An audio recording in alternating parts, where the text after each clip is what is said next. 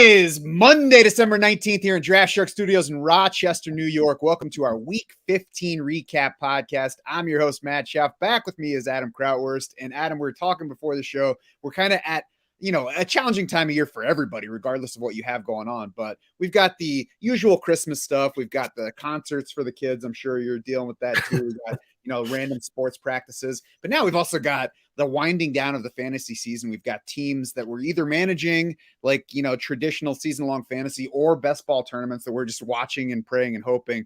But, it's that time of year where we're like, oh, this team, I am either going to remember forever or remember forever for the wrong reasons. Yeah, I feel like this season is a remember forever for the wrong reasons type of season.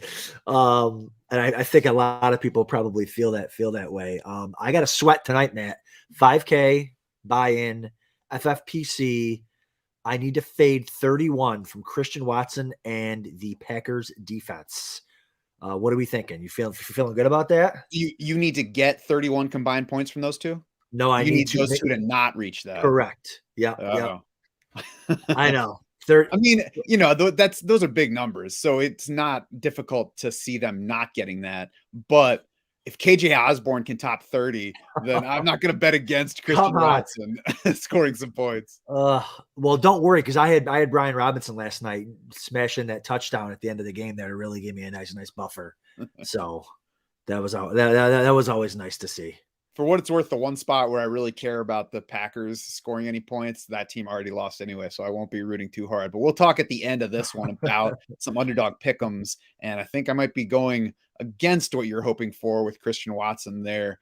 We'll start at the beginning of the weekend, though, with the Saturday games, which was a much more fun Saturday of football than it started out, especially in Colts-Vikings. I think primary takeaway, obviously, people have talked plenty about how that game went and the record comeback from the Vikings. My primary takeaway for fantasy is to not fear either of these defenses. I don't think anybody was fearing the Vikings. It was already a defense to target, especially on the passing side.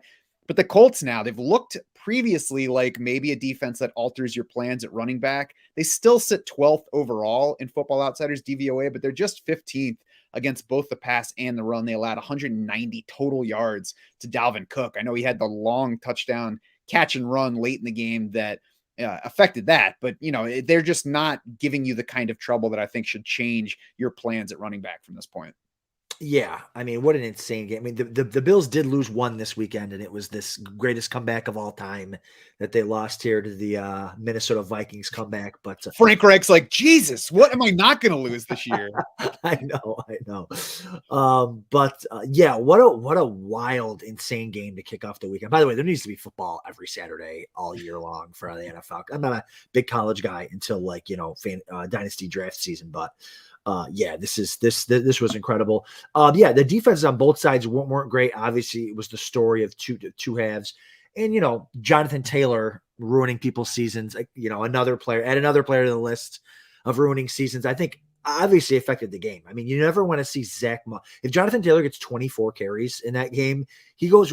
If Zach Moss goes for 81 yards, Taylor goes for 160. Like that changed the entire game, and there was a lot of scoring opportunity there early at the running back position. Like Jonathan Taylor would have probably scored early on from the goal line when he wasn't in there after the injury. And by the way, the TV announcers, no one reports that there's an injury to JT for it seemed like a half an hour. Like if it wasn't for my smartphone reminding me 56 times that Jonathan Taylor was out, he's in the tent, he's going to the no one the announcer were like, hey, why is Zach Moss in there at the goal line? Nobody says a word.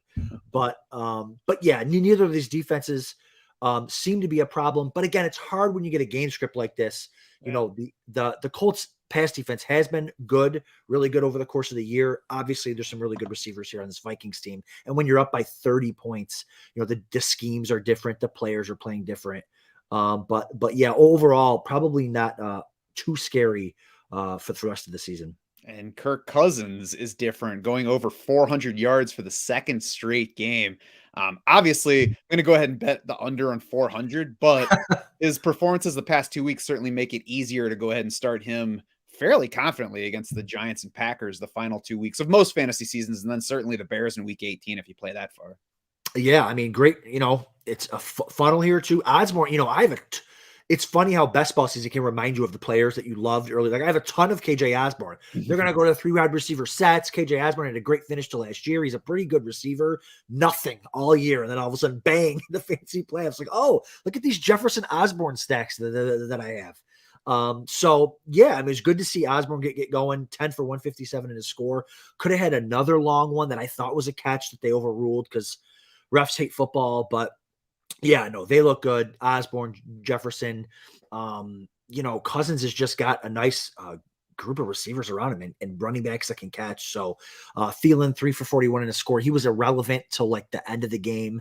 Lucky if you started him to get a touchdown there, but yeah, good game for everybody except for Hawkinson. 9 targets, couple of contested catches there, one clear drop. So just not a very good game for him. Those are the kinds of things that'll drive you nuts about fantasy, though, because if you look at if you didn't know anything, you look at the box score, you're like 425 yards for Kirk Cousins. Yes, Hawkinson got me there. Adam Thielen must have done something, and then it's like KJ Osborn, what happened? So that's where it gets tough to differentiate between process and results. We obviously nobody would projected the game to go the way that it did, but it should have been a decent spot for passing upside here. And you ultimately never really know, besides Justin Jefferson, who is going to get theirs with these Vikings. So, we'll try to assess it all as we go forward, but we'll move to the Ravens and Browns game now. And here's where I think there was a projections mistake. I think Deshaun Watson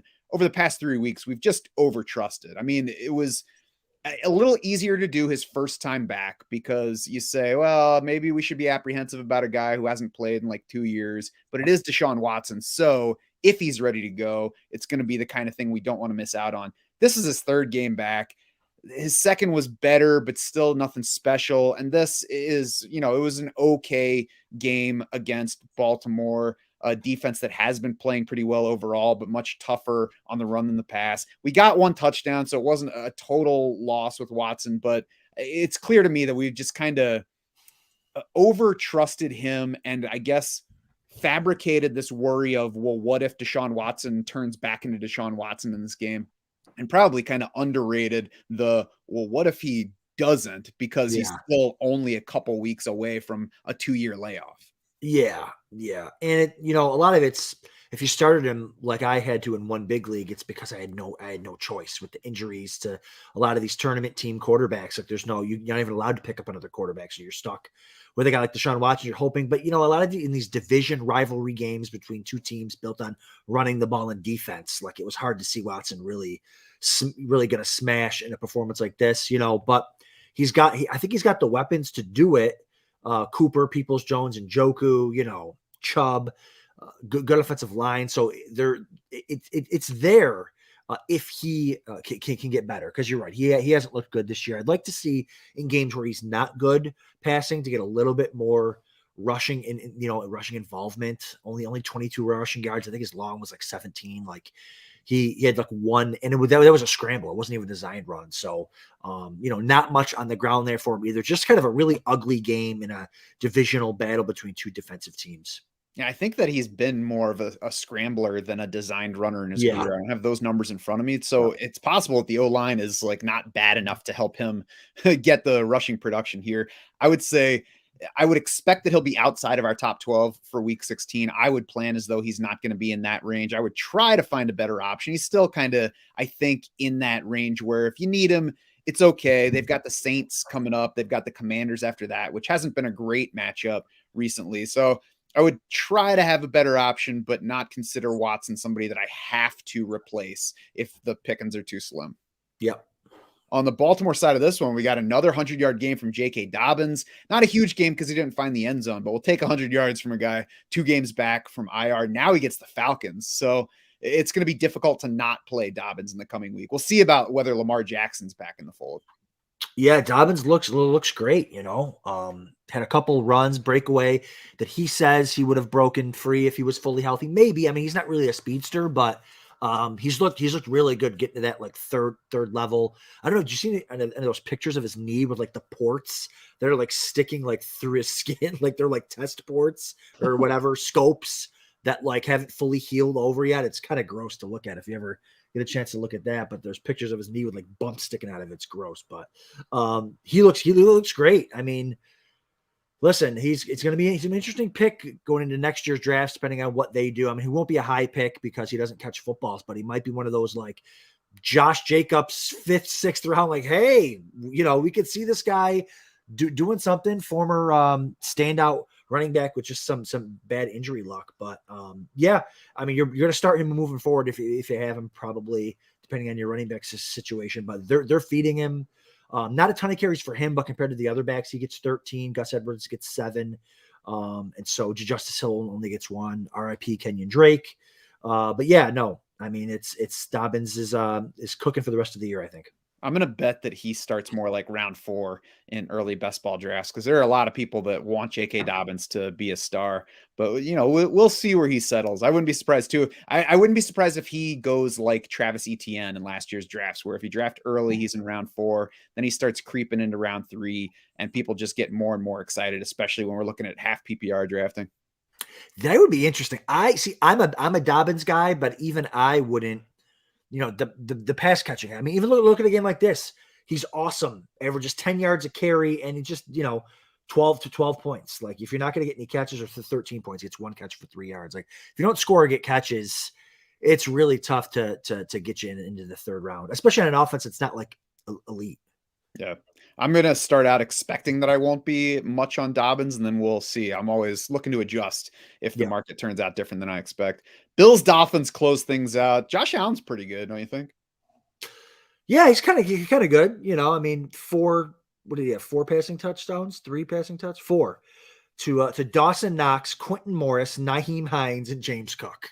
I mean, if that's not an MVP, like we all predicted. If that's not an MVP, I don't know what is. I know you got your boy over there in Philly, but yeah, Allen was awesome again, inclement weather. Not as bad as we all thought it was going to be. I'm getting like killed on, I'm just posting what the news around here is reporting, but the snow finally came for the game at like, the 4th quarter when the Bills coincidentally started making their comeback for the win. So yeah, Allen, you're obviously starting Allen. Allen's fine. Diggs has crushed me in fantasy the last 2 weeks. Diggs, Devontae Adams, there's a couple guys like that have just disappeared over the last 2 weeks. This one's weather related. Allen did miss Diggs on a long one. Could have been a 60 or 70 yard touchdown. Rolling left, just overthrows him slightly.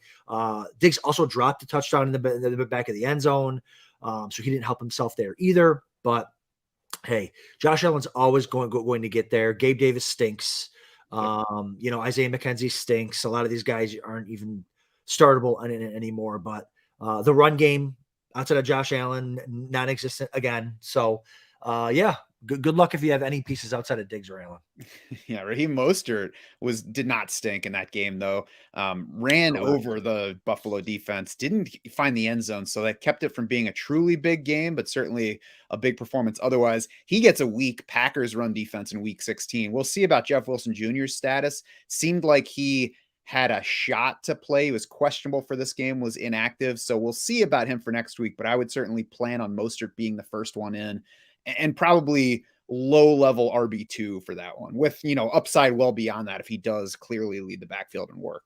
Yeah, if Jeff Wilson doesn't play, man, Mostert to the moon. I mean, Ahmed steals this touchdown in a game where Mostert should have or could have done more. I mean, the Dolphins kind of went away from the run there. And even on those 3rd and 5 plays where Tua's crow hopping into these out routes, like they could have just handed it off to Mostert and he probably would have got 5 yards on the 3rd and 5. Like they went away from the run way too early. The Bills are the worst tackling team in the NFL, and it's not really close. So anyone playing against the Bills, if they can keep a game close, look for Montgomery next week and Justin Fields. Like the Bills can't tackle. So yeah, Mostert. If he can get into another game without Jeff Wilson, I would love to go back to him. Yeah, Buffalo run D looks tough by the matchup numbers, but it hasn't really played out that way. It's not a matchup that you should alter your running back plans for. Correct. On to the Sunday action, where we start with Steelers-Panthers, which action's probably not the right word here. So last week, we're like, I thought the Panthers stink. And then this week, it's like, oh yeah, the Panthers do stink. This is the team that I thought it was. Pittsburgh's defense has played better over the past 4 games. which is worth noting, more so against the pass than the run. So I'm not going to credit them with everything. It is Carolina not being that good. They host the Raiders in week 16, do the Steelers, and then they're at the Ravens a week after that. So we'll look at those matchups, maybe treat the Pittsburgh defense a little bit tougher than we have been the past few weeks and projecting players from those teams. And of course, we'll talk about the Raiders offense in a few minutes. Yeah, the Steelers, I mean, it's the running game again. Najee Harris, Jalen Warren. It's interesting to see, the Steelers have always been, Tom has always been this one back system guy. And Najee looked pretty good yesterday, and he's looked good when they're getting Jalen Warren involved. Maybe, and Najee still had 24 carries too. It's not like he only saw 15. So, his touchdown run was great. Kicked it to the outside, made a guy miss, stiff armed a guy, kind of on his way into the end zone. Jalen Warren looked good too, and his chances too got there. So. The run game doable. Another interesting guy going into drafts next year. If they don't do anything and they've got Najee and Jalen Warren, how do we view that? Then you've got Deontay Johnson was open all over the field, running the whole route tree, 10 for 10 on catches and targets. Didn't get in the end zone again. Impossible. They even tried to give him a handoff inside the 5 to try to get him in the end zone. Couldn't get there. And I think George Pickens is just a one-trick pony for them right now. It's just jump balls, deep ball. Just keep running defenders off so Deontay can work over the middle. He did have one really nice catch, 38-yarder, but Pickens is unstartable probably. I mean, he's only had like one or two good games maybe all year. So he's more of a dynasty play at this point, but I do like him going forward into next year. Pat Freiermuth, unfortunately, disappeared completely yesterday. 0 targets despite playing his usual role. That came after 3 straight games of 3 catches. So he's gone from somebody that we thought we could trust in a rough tight end landscape to somebody who's let us down at the worst possible stretch. Maybe he sticks as tight end 12 in week 16 for a matchup with the Raiders, but like it should be a spot where we feel good about Pat Freiermuth, and I certainly can at this point. Yeah, I mean, again, it's tight end. Outside of Travis Kelce, there's no one you can really trust. Like Chigo Okonkwo might be a legitimately better option than Pat Freiermuth at this point, especially with Treylon Burks out for sure. The Panthers side of this one, tough to like anything besides DJ Moore. The run game stunk against the Steelers. They fared much better than that in most cases, but the fact that it's a committee keeps me from wanting to go to Deontay Foreman or Chuba Hubbard in week 16 and beyond. And they're facing a Lions defense that's been better against the run lately than it was previously. So I would plan to not use any Panthers running back over the final 2 weeks. Did I miss like half a game here? So Sam Darnold, I went back and watched this game, unfortunately. Sam Darnold, 23 pass attempts, and they had 16 rushing attempts. Where am I missing a half of football somewhere? Like they just Chuba Hubbard 4 for 10, Foreman 10 for 9. Now a lot of those are goal line carries that they didn't get in, so obviously the numbers aren't going to look good there if you don't score. But like just a gross performance. In a game where you thought, okay, the Panthers can keep it close. They did kind of keep it close. They can run the ball against the Steelers rushing defense that's not been good as of late, and just an absolute disaster there. Chuba does, I don't want to even say save his day because he didn't save his day, but at least he gets something, 3 for 57 in the pass game. DJ Moore scores, awesome fight, and it was really kind of a cool touchdown, on the goal line. I mean, I still haven't really seen it. Like there's like 5 guys around him. Somehow he comes up with it. So he's been good with every quarterback throughout his career, except for last week when we all needed him the most. But 5 for 73 and a touchdown for him. He's fine. You can probably start him depending on he's matchup. He's not matchup proof, obviously, but as long as the matchup isn't terrible, you could probably start DJ Moore going forward. Yeah, they have the Lions and Bucks the final 2 fantasy weeks for most leagues, so those are fine matchups for him. Certainly could be upside spots as those are 2 potential shootout. I hesitate to say shootout. Those are 2 teams that can score some points against the Panthers, have the potential to do that. I don't think Sam Darnold can really shoot out, but fine spots for DJ Moore. I would plan to use him at least in wide receiver 3 range the final 2 weeks. Eagles kind of squeaked by the Bears 25-20. Jalen Hurts threw 2 interceptions in the first half, made up for it himself with 3 rushing scores. The Eagles, though, for some reason, started out this game like, what we don't want to do is use Miles Sanders, because I don't know why. Listen, don't tell Miles Sanders that, because he's not having any of that on Twitter. He's tweeting at people, "I don't care about your fantasy football I team." mean, it's really stupid to go tweeting at a player complaining about what you did to his fantasy team. First of all, if you're frustrated at Miles Sanders not getting more work in that game, how do you think he feels about it? You think he's like, "Hey, coach, make sure you sit me because I want to screw over some fantasy players this week." I honestly, I don't know what the team was doing, because this is how things went. His first carry came with just less than 7 minutes left in the second quarter. His second carry came with about 3 minutes left in the second quarter. Miles Sanders hit halftime with 3 rushes for 12 yards. And meanwhile, it's not like the passing game was blowing up. Jalen Hurts completed 50% of his passes with 2 interceptions in the first half. The Bears held the ball for 21 of the 30 minutes in that half. And it wasn't just the Bears having the ball either. It was the Eagles apparently coming out with the plan to lean pass. The first possession went 2 Hurts runs, 2 passes, interception on the last one, 3 passes and out on the second drive. Hurts, 4 passes, a Quez Watkins run, then 2 passes and a field goal on the third possession. So that's Quez Watkins 1 carry, Miles Sanders 0 at that point. Fourth drive, finally we get a Miles Sanders carry to start things, then a Hurts scramble, then a Hurts INT. So, by that point, where it's just like Jalen's like, forget it, guys. I'm just going to run it from here. This is too close. It's closer than it should be. I'm just not giving anybody the ball the rest of the way.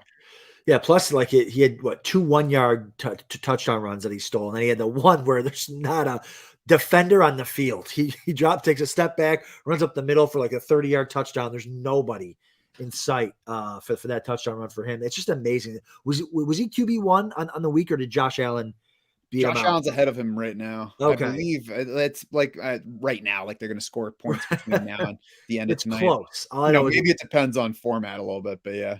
It was very close, and the guy doesn't throw a passing touchdown, and somehow what an evolution at the quarterback position for fantasy football, where it's just like Justin Fields, another guy who never throws passing touchdowns, and he's always up there. It's like, man, just draft guys who can run, because that's all that really matters for fantasy.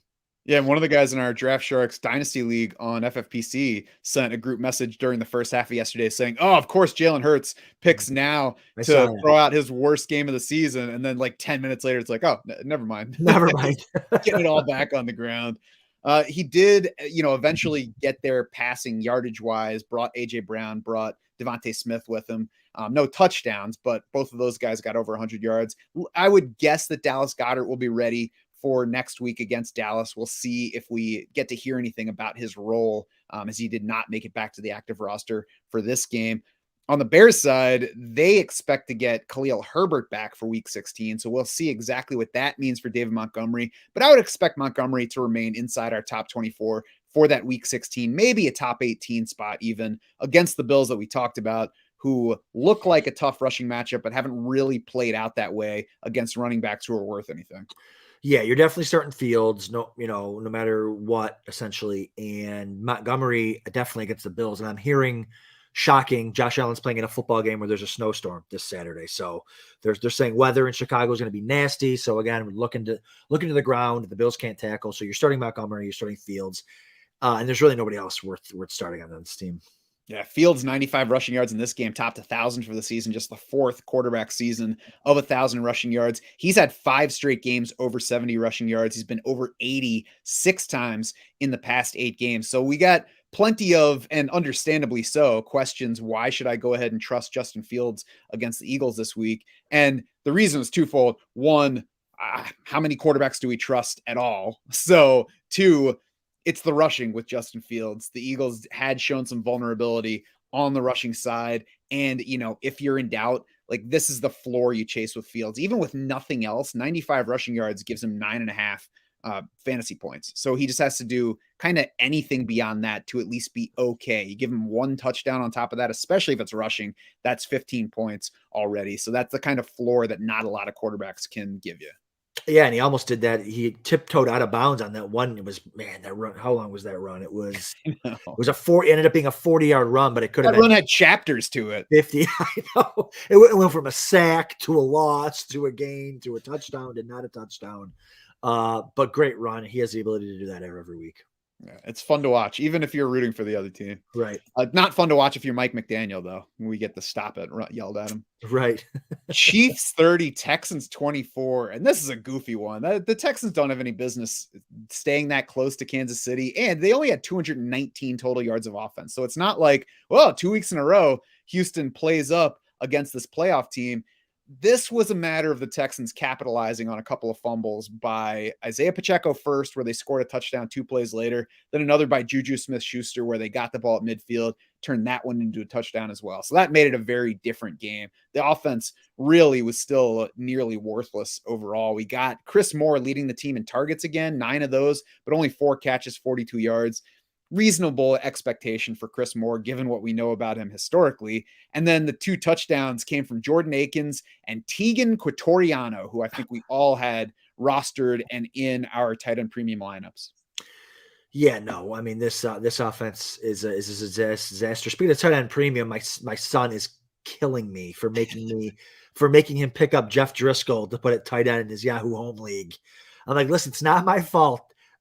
As soon as you label yourself a tight end, you can't score any fantasy points. The guy gets 4 carries, he gets 4 pass attempts, and still can't get to like 2 points fantasy wise. So I apologize. I mean, it was either him or Gerald Everett. So it's not like we had major options there. But yeah, this offense stinks. It stunk. And what the disappointing thing is, I had so much Kansas City Chiefs defense everywhere. I was like, oh, this is a blow up spot. They give up 24 points.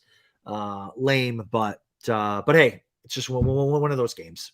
Yeah, and that's how team defenses go. I mean, Right. you shouldn't.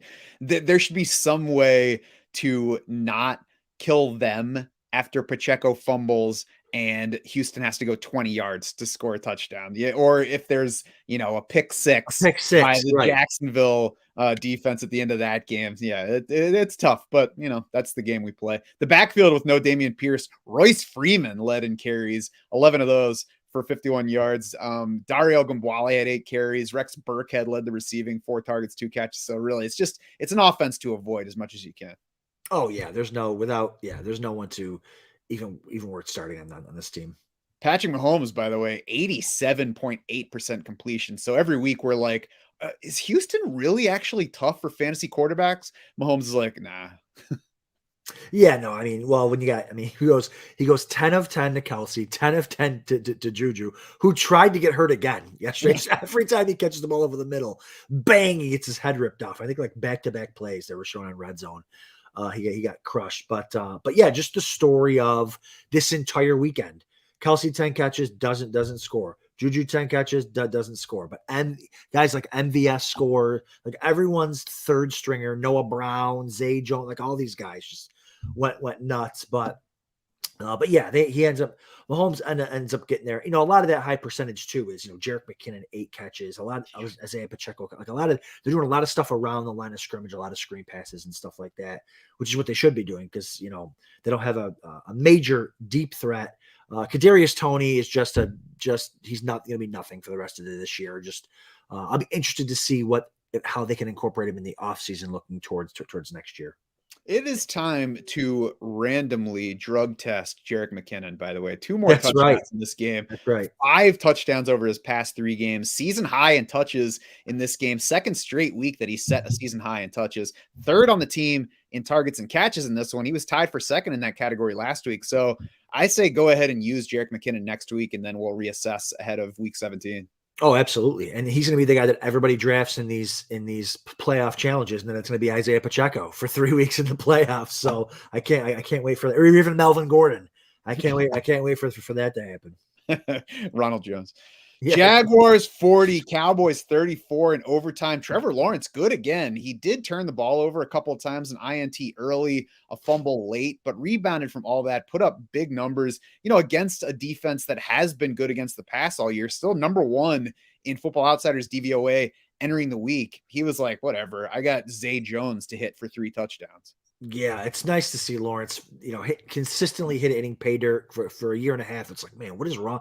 Like just something looks off. And then for the last 5 or 6 games, he's just been awesome. The offense has been really creative and really good, and without any like superstar players on it, which is cool to see.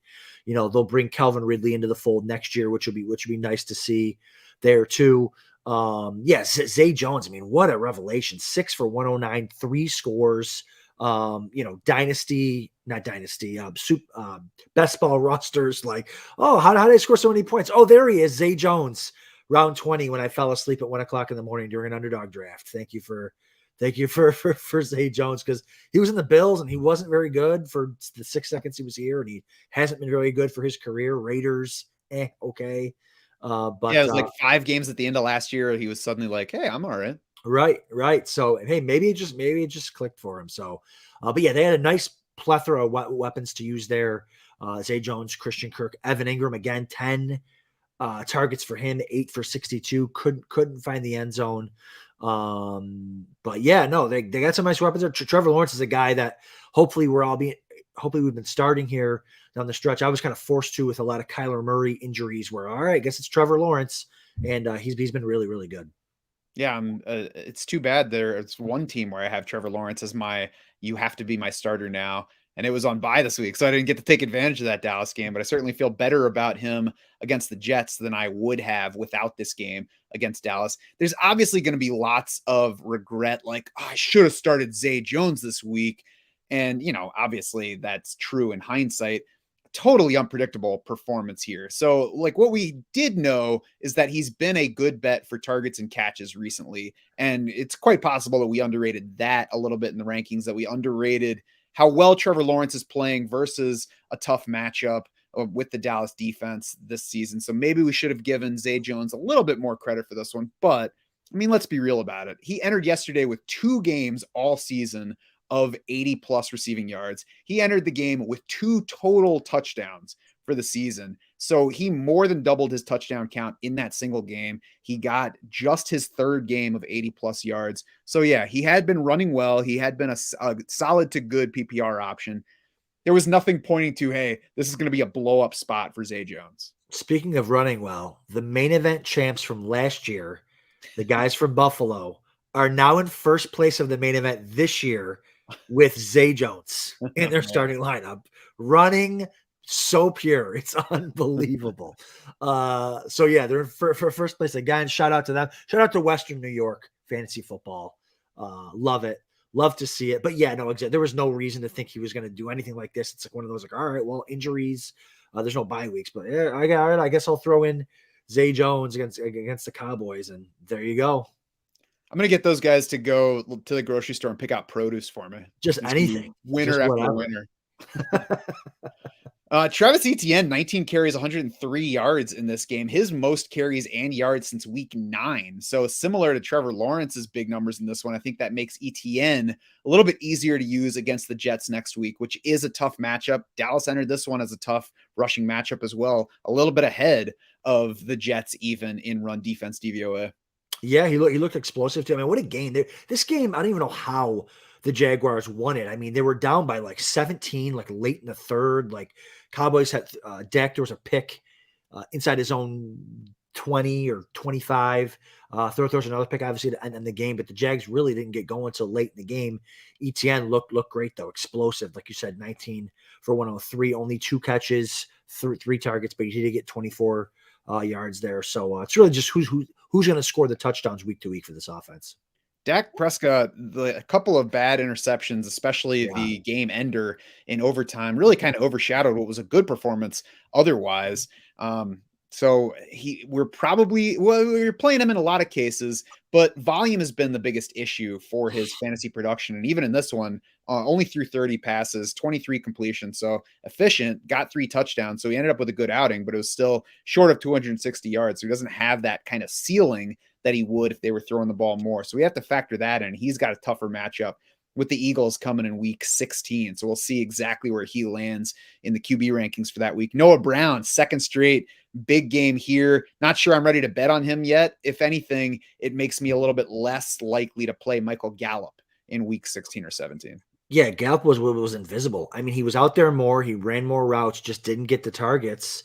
It went to Noah Brown. It's just, again, another fantasy player this week that just, all the touchdowns went to a lot of the guys that don't really matter. So Noah Brown scores. Peyton Hendershot, great little wheel route. He scores as well. So it's not Dalton Schultz, but yeah, spreading the ball around. CeeDee Lamb with 7 for 7 for 126 yards. He looked awesome. Great catch and run. It's nice to see, like, he's known more of like a possession, like high point, go up and get it, route runner type guy, but he's had a lot of yak yesterday, and he's been doing that quite often this year. So it's good to see him kind of add to his total there. They stopped going to him. They should have been going to him more. In the second half, they had like 103 yards at halftime. Only ended up with 126. That's another reason probably why they lost. Why go his way when you got Noah Brown out there? Of course. I think we're gonna have to start playing team tight end in fantasy, because it sucks to play Dalton Schultz and not get the touchdown of Peyton Hendershot. And there will be some other more egregious examples, I think, in other spots as we move forward. Let's just play team everything. Let's get an 8-man league and you just draft teams. How's that sound? That sounds like a horrible game. Saints 21, Falcons 18. Kind of a gross offensive game here, talking about horrible. 2 touchdown passes from Andy Dalton, but season low passing volume, 11 of 17 for 151 yards.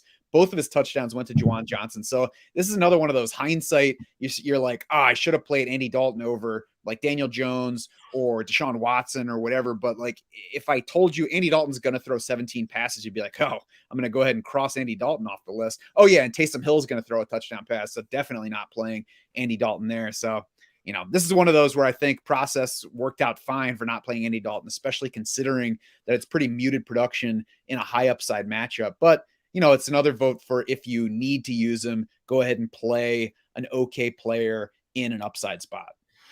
Yeah. I mean, this offense they scored 21, but they just didn't look great. I mean, again, Raheem Shaheed, a top 15 receiver this week, 3 for 95 and a score on a really nice throw by Taysom Hill. I'm not going to take that away from him. He should be a quarterback one of these days. He should be a 34-year-old quarterback or something like that. 2 for 2, 80 yards and a score for Taysom Hill. I mean, fine, whatever. But Alvin Kamara, it's just the guy. What a lost season! Like 91 yards. Who cares? Didn't score a touchdown. 2 catches for 13 yards. Who cares? Didn't score a touchdown. So I mean, the guy said like one good game all year. This was supposed to be a kind of a, hey, if you got into the playoffs with Alvin Kamara coming off a bye week and a really bad matchup, then you got him against the Falcons, and it's just didn't really get there for you. Yeah, you could explain it away like, it's bad luck to not get any touchdowns. He ran 1 fewer pass route than David Johnson in this game. So that's where you're like, nope, it's the coaches just being idiots. And Alvin Kamara is, for himself, he's definitely past his expiration date for fantasy upside. So he has had 2 big games. One of those included most of his touchdowns, if not all of his touchdowns. I forget at the moment, but yeah, he's definitely just not a player that looks like he's capable of reaching that ceiling anymore in an offense that doesn't look like it's capable of reaching ceilings. Yeah. And speaking of expiration date, he's going to be 28 before next season starts. It's like he's starting to hit the backside of that career there. So, I don't know. Time might be running out for him to have any more fantasy relevance.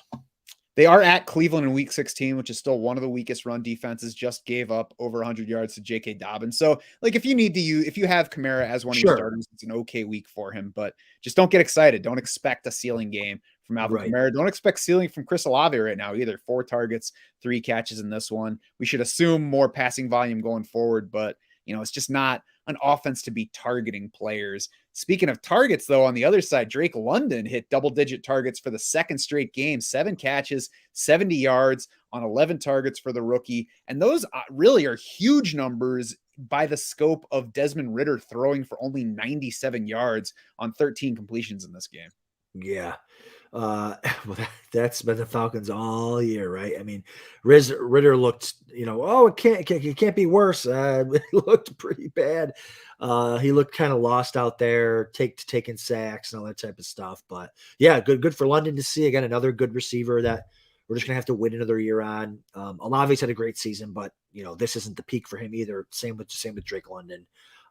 Let's see what the Falcons can do in the offseason. But he's really him.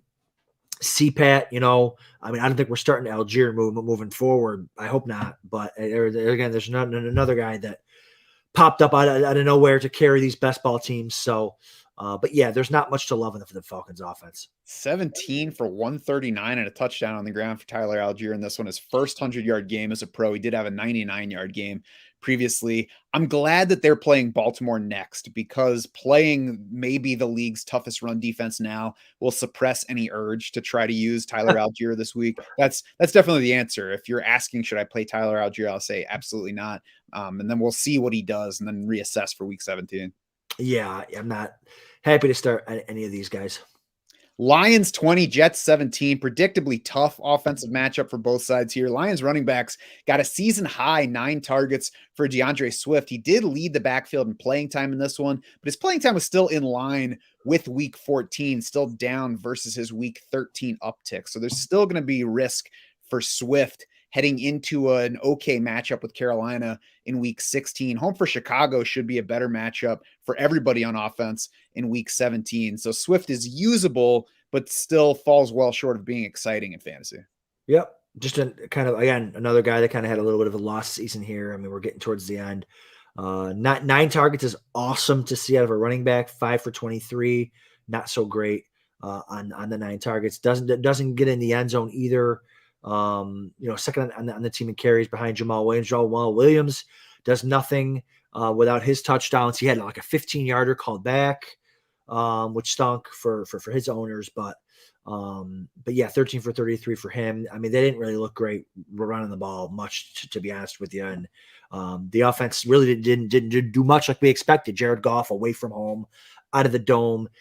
He does get that one long touchdown to Brock Wright. Great play design. Brock, kind of going right. Brock Wright sneaks out the left, is wide open for a 51-yard touchdown to kind of ice that game. Yeah, go right, then go to right.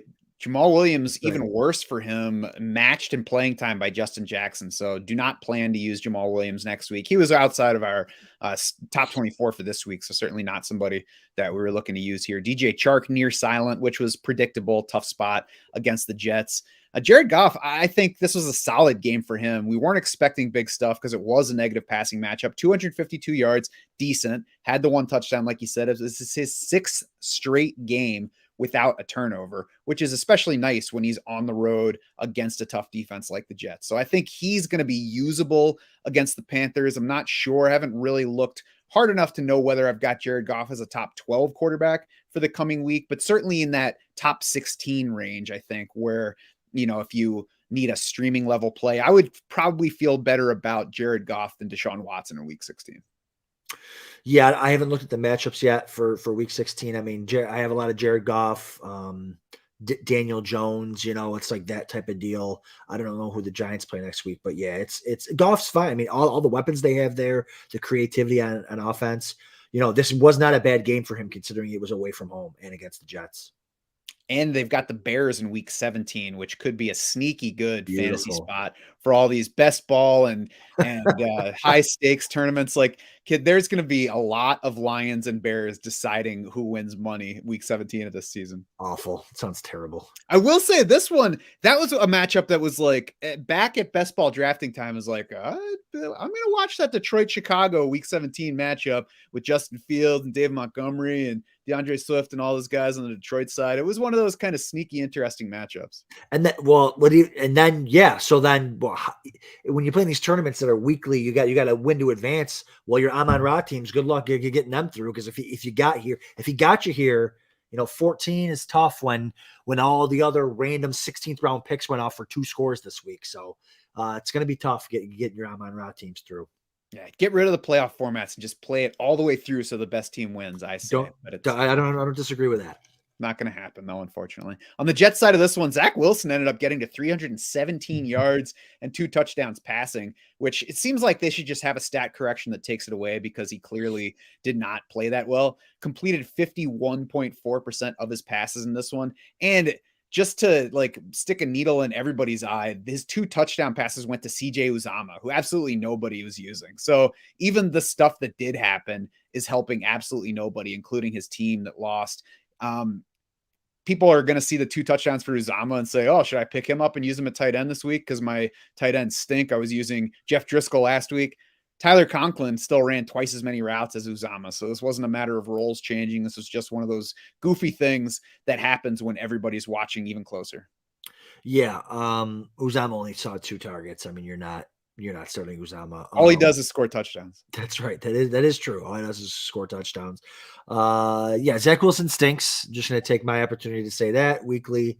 I mean, he had a play where he throws like a lollipop across the field to Michael Carter, who has to go up and moss somebody to make this 16-yard catch. And speaking of Michael Carter, I don't think he had a touch or a target or anything until after halftime, because I went looking like, wait, is Michael Carter hurt? Nothing. I don't think he had anything. And then they came out and he got that one target, and then he got 4 carries for 15 yards. I think he had a touchdown maybe at the goal line, either called back or he was stopped like an inch short or something.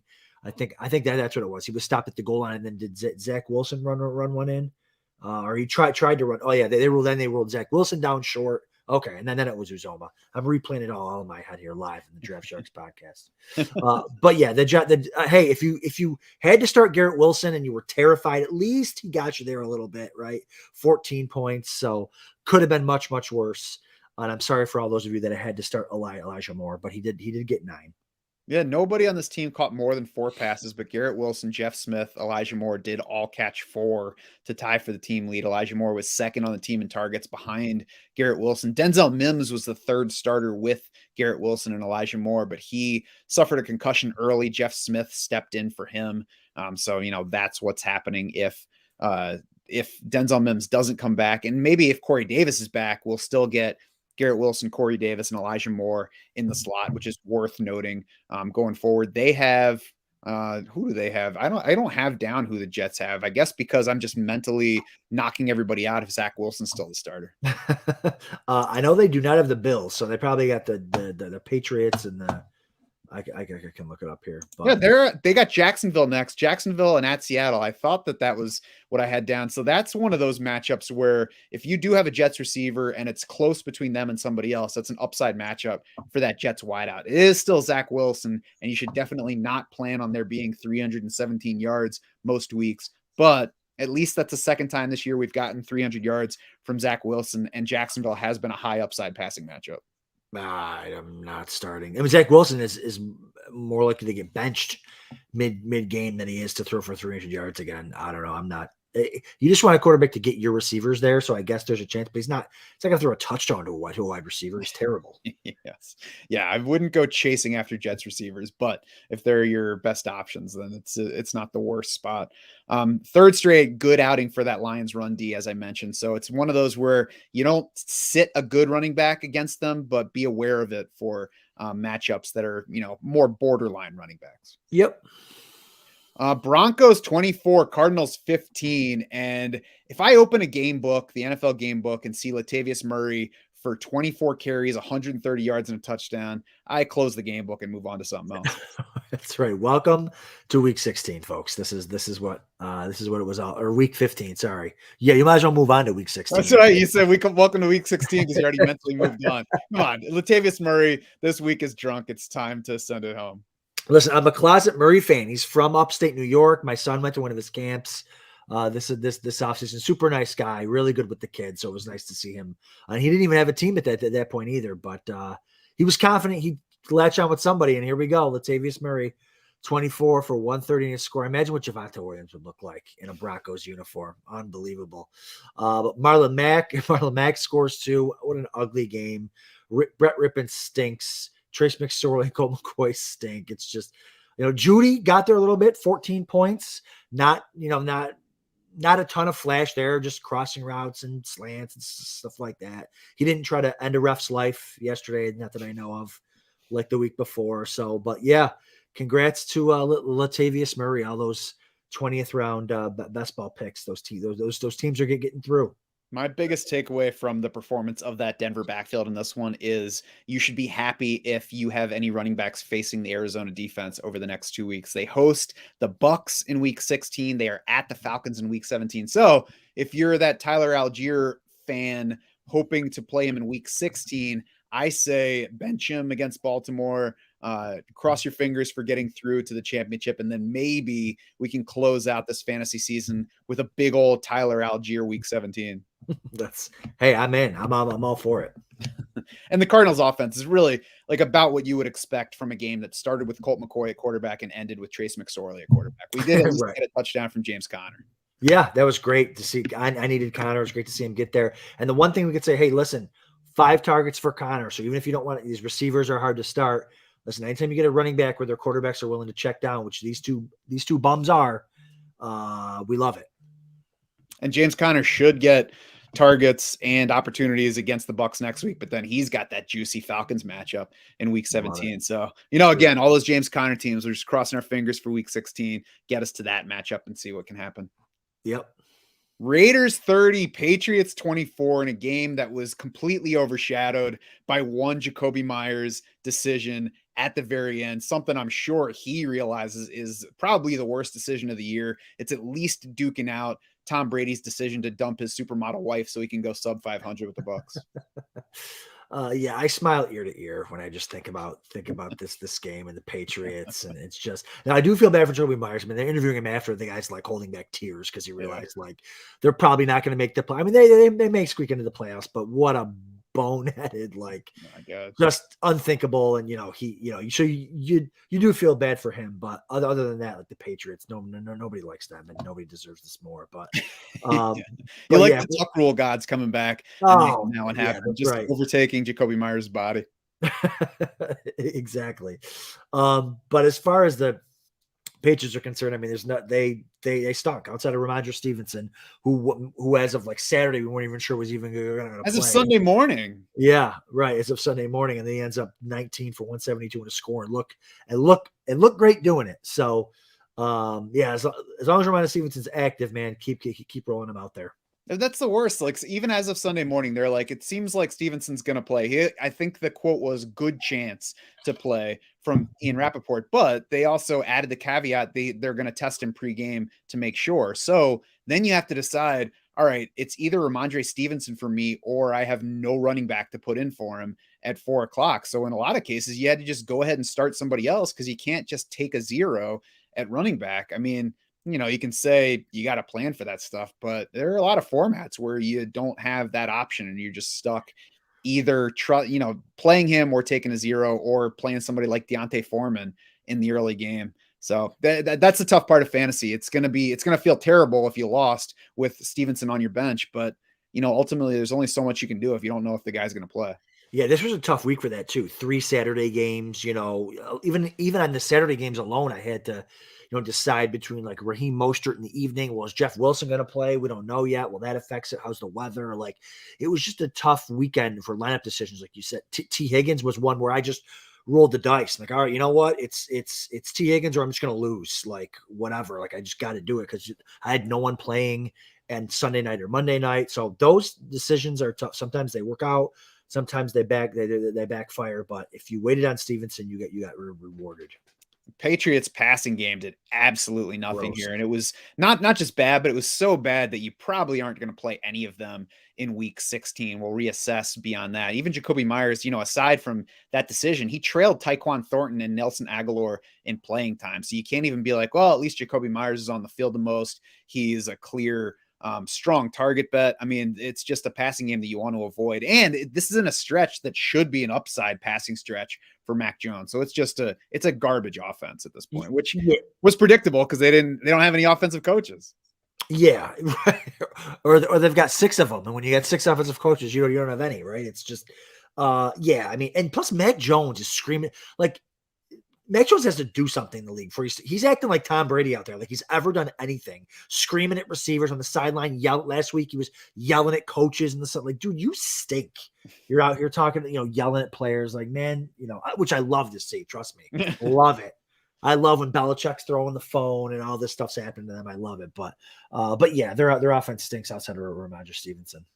Raiders offense wasn't great. Derek Carr did hit 3 touchdown passes. No Raider exceeded 50 receiving yards in this game, though. We got Darren Waller back. He split time with Foster Moreau. Got a touchdown among his 3 catches on 3 targets, 48 yards. So I would guess that there'll be more playing time next week, but we'll have to factor in a little bit of risk for his role in that one. Hunter Renfrow also returned, but ran a clear third among Raiders receivers and was also behind both tight ends in total playing time for this game. So not somebody that I would plan to use the final 2 weeks.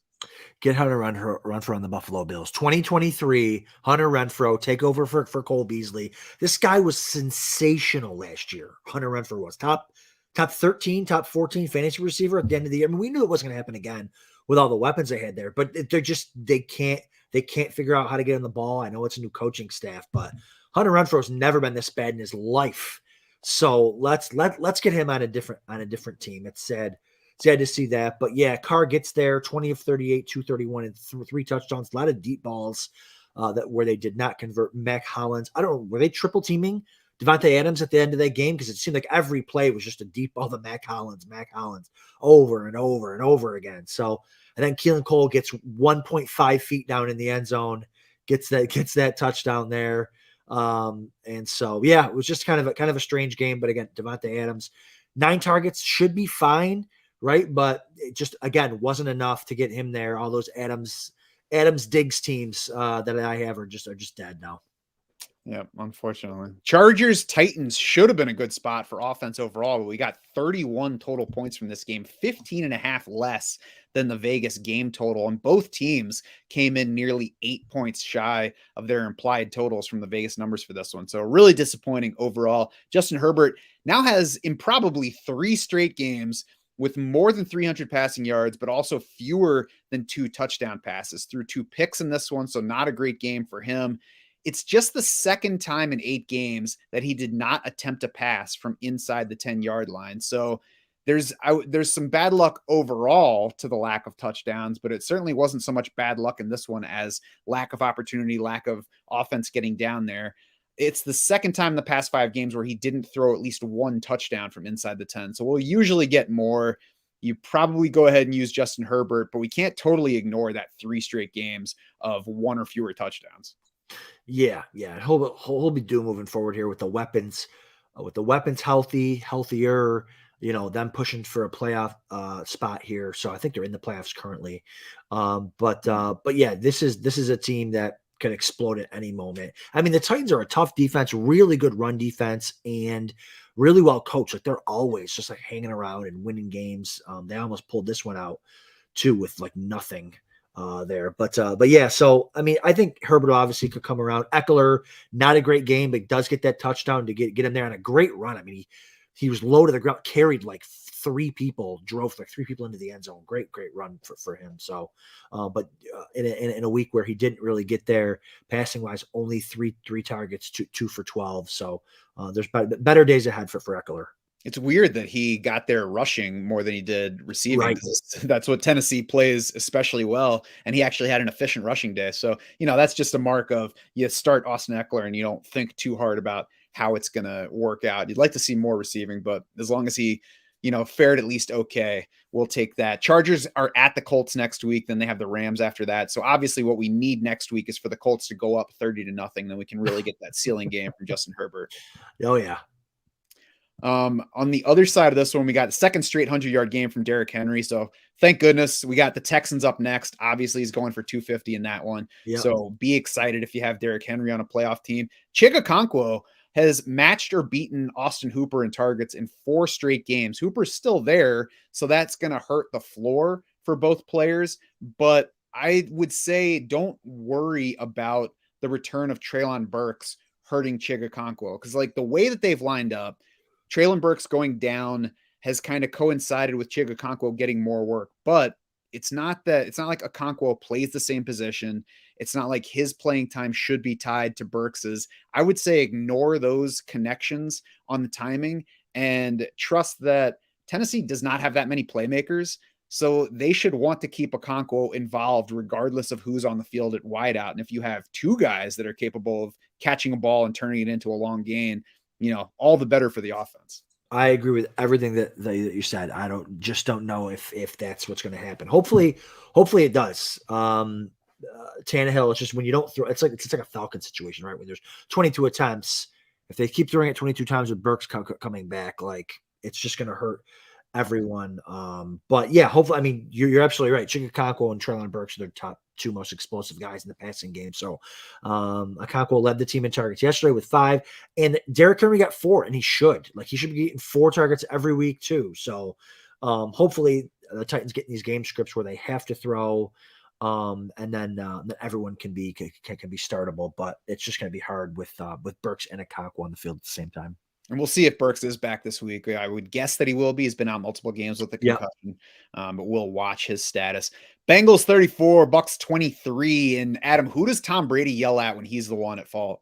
Man, oh man, did they have like 4 straight plays with a turnover? It felt like it was unbelievable. They were up 17-0 at the half, or 17.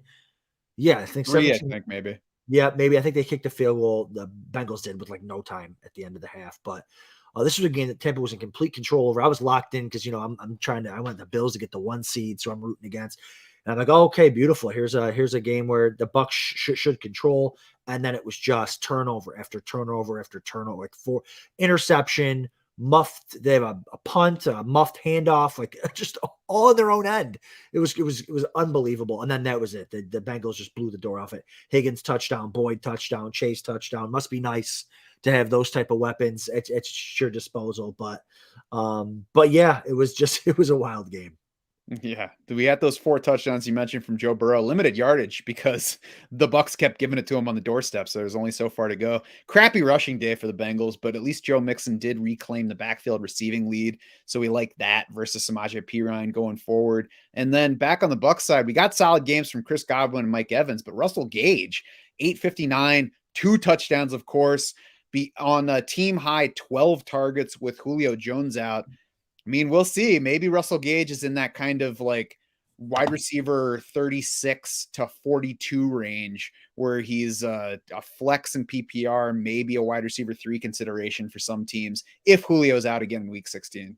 Man, from someone who's so overweight, I have so much Chris Godwin and Mike Evans to see Russell Gage. I mean, what Zay Jones, KJ Osborn, Russell Gage, Noah Brown, Jahan Dotson. Just the list goes on of top 10 receivers this week that nobody cared about. Yeah, it was, if Julio's out, Russell Gage could be a thing. I mean, who knows? I mean, they all kind of got there. Godwin scored 8 for 83 and a touchdown. Russell Gage, like you said, 8 for 59, 12 targets, just wild to see. But nothing looks easy still. And they scored 23 points. They were controlling the first half. Nothing looks easy. Everything over the middle is like contested. No one's running wide open. There's not a lot of run after catch, even though they are one of the yard after catch leaders in the NFL. I think it's because of their running backs. But yeah, it's just gross to see. Those running backs only totaled 6 targets in this one, 13.6% of the team total, usually better than that. Leonard Fournette and Rachaad White have combined for 18.8% of Bucks targets for the season. So we should expect a rebound in that category. The Cardinals' weak running back defense is up next. So it'll be a good week to have either Rachaad White or Leonard Fournette, although obviously they're going to continue cannibalizing each other's value. Is Tampa still in first in their division? It's 6-8. Yep. So it's like they still got everything to play for. And Tampa's a team that's going to sneak into the playoffs with a losing record, and then going to get a home playoff game, and they're going to win. It's just so stupid how this works. I don't know. I bet they get crushed this year if they're at home to open the playoffs. Who's the 2 seed? And is it the Niners right now? Yeah, the Niners might pulverize them. Yeah, Brock Purdy will get a second shot at Tom Brady, and then Tom Brady will finish his career 0-2 against Brock Purdy. There you go. Giants 20, Commanders 12. Adam, I had mixed feelings as I was watching Saquon Barkley go for 120 total yards against Washington last night, 87 on the ground on 18 carries. Those 4.8 yards per carry were his best since week 5 against Green Bay, 33 receiving yards, also his most since that game, his 8 targets, a season high. So obviously he's back from the neck injury that limited his use last week. The reason I have mixed feelings is because I thought he was a pretty good bet to go under his yardage total. I tried to use him to get that bonus on underdog, and he crushed my pick 'em. So I guess it's on me for not trusting Barkley. That's right. Come on. He's due, right? He's due. But yeah, no, it was good to see him involved in the passing game. Have a Barkley type game for all the teams that made it through. But yeah, he looked fine. They went his one touchdown was on Wildcat, which I love. I love when teams break the huddle and go on Wildcat because you're going to hand it off anyways. You might as well clear everybody out of there. So no, I do like that. So yeah, it was nice. Daniel Jones I want to say it's a disappointing game, but I really didn't expect a lot out of him. I never generally do, especially when he didn't run the ball. I mean, 35 yards, but he had one. I feel like it was like 1 or 2 runs, and that was it. Everything else was for a loss. Almost fumbled. Did fumble, but he was down, so didn't lose any points there. But just the offense didn't look that great. It was the defense that really won this game for them. Yeah, he wound up with 10 rushing attempts. Yeah. They didn't really go anywhere. You would think like if the reason that you would play Daniel Jones is for rushing floor, and it has been a lot better than that. He's been averaging over 40 yards, but only 35, only 3.5 yards per carry on this one. Like you said, it's you want to call it disappointing. You know that there's this kind of downside risk with Daniel Jones. So, I mean, it just happens sometimes. Yep. Commander's side, Brian Robinson, good again, 12 carries, 89 yards on the ground, did not get the touchdown that Adam needed from him. Jahan Dotson, 4 catches, 105, and a touchdown. More than half of that yardage came on a single 61-yard catch, but he also matched Terry McLaurin for the target lead. So nice role for him. I'm not sure that he's going to climb a whole lot higher in the rankings this week, maybe around wide receiver 36 to 40, something like that. But it's tough to trust from those 2 games, both against the Giants, and one of those a season high in pass attempts for Taylor Heineke. It's tough to trust just those 2, changing the outlook for Dotson when McLaurin's really been the target share dominator since Heineke stepped in. Yeah, it's going to be tough. I mean, especially when they're all splitting the targets, right? 6 for Dotson, 6 for McLaurin. Samuel saw 5. Samuel also saw 5 carries, which killed any attempt that Antonio Gibson had of having a good game. So yeah, it's hard to know. You're going to start McLaurin. To me, is obviously still the number 1 in this group here, but so you're going to want to start him moving forward. But it's going to be really tough when everyone's healthy. And back to Brian Robinson, I'll be the first one to take I have a ton of Brian Robinson, so I drafted a lot of him. But man, watching him earlier in the year, I was like, this guy is pathetic. He looks incredible. I mean, for a guy his size, he looks explosive. He looks really, really good. Does that one catch and run. I think he had only 1 target for 18 yards. Like, he looks really, really good. It's good to see coming off the gunshot wounds that you can progress later on down the year. So we can add that to the injury protocol there of how long it takes to come back from a gunshot wound. But good for him, and he looks really, really good. But again, that touchdown man being called back so he didn't quite get there for fantasy wise. 90 rushing yards, 1 catch for 18 yards. That little run in would have been really nice for him. Yeah, it's easy for us to look at a guy being active and just say, he's not very good. Look, his running's not efficient. He doesn't look that fast, and underrate, where they are fitness wise, not factor in that. Oh yeah, the guy was just out for 2.5 months. Didn't he get shot twice in the leg? That's probably impacting him a little bit. Maybe there's some upside here as he gets a little further removed, gets a little bit more time to train away from the field. So yeah, it is nice to see him rebound the way that he has, even if it has come at the expense of Antonio Gibson recently, who should not be in fantasy lineups for most cases. Curtis Samuel, to close this game out, probably should have gotten a pass interference call on that final play in the end zone and extended that at least 1 more play. Well, if people haven't been following this, it's like what an event. Like 2 plays they get. Brian Robinson scores when there was it Terry McLaurin up top that was asking if he's on the line. The ref seems to give him a thumbs up. He gives him a thumbs up back, and then he immediately throws the flag on a penalty that shouldn't have happened because they discuss. And then it doesn't even matter. Like, this is what kills me. Like, that affected the play, not at all. And then I think it was the very next play, he gets Curtis gets crushed, tackled by a linebacker. It was a bad week of officiating in the NFL. It was a really, really ugly week. Yeah.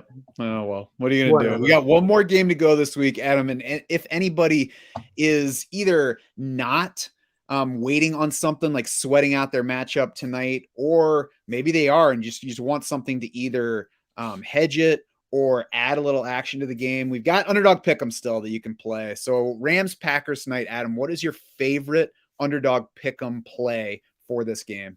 Well, I'm clearly hedging the Christian Watson. So don't take this as like it's like fantasy and analysis. I will be betting every dime I have on the Christian Watson over fantasy points.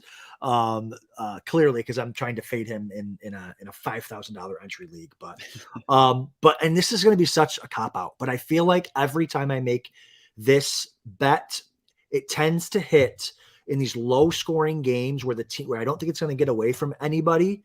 And the offenses aren't very good. I love taking kickers over 1.5 field goals made. I feel like it's a little like cherry on whatever you're going to do.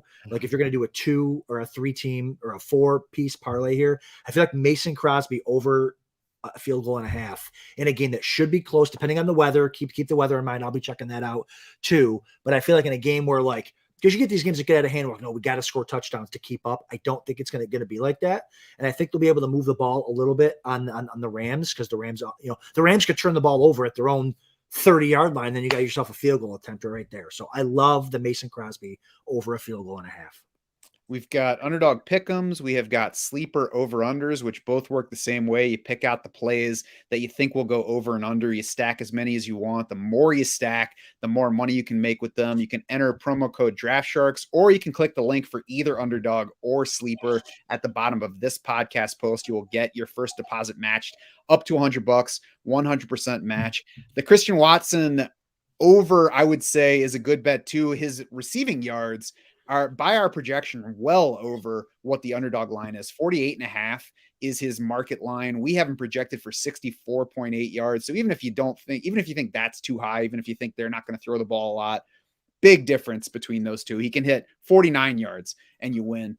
Past 4 games, Christian Watson's gone 107, 48, 110, 48. So I certainly hope that we don't get a 48-yard game from Christian Watson here if we're betting the over, because those are the worst. But he looks like a pretty good bet. Allen Lazard is also pretty solidly over. His market is 45.5 yards. We have him projected well over that. I didn't put down what his number is, but you can check our rankings to see exactly what that number is. And he's averaging 56.4 receiving yards per game for the entire season. So I think Allen Lazard is a solid over bet. You're going to have to bet somebody from the Rams side. I'm very tempted by Cam Akers under 55.5 rushing yards. That doesn't align with our projections, so I can't officially recommend it, but I'm very tempted. The one that I did choose, Adam, to go on the other side of the Packers receivers is Baker Mayfield over 30.5 pass attempts, because I don't think there's going to be rushing success for the Rams. I do think the Rams are going to fall behind. We already saw him go over that number last week in his first game with the team. So I don't think that they'll be apprehensive about having him throw it that much. Yeah, that'll be interesting. I actually took the Baker under total yards because I just think he's terrible. But you're right, as far as game script, that could absolutely be right. He could hit the over pass attempts and still finish under 203 total yards. Yeah, I don't hate the under on his total yards at all, even with the pass attempt thing. I was thinking completions, but I lean toward pass attempts because I would not be at all surprised if we get a 13 for 32 passing night. Yeah. That's going to do it for this week 15 recap edition of the podcast. Head over to draftsharks.com now. You can find more individual player recaps for free in the Shark Bite section for week 15.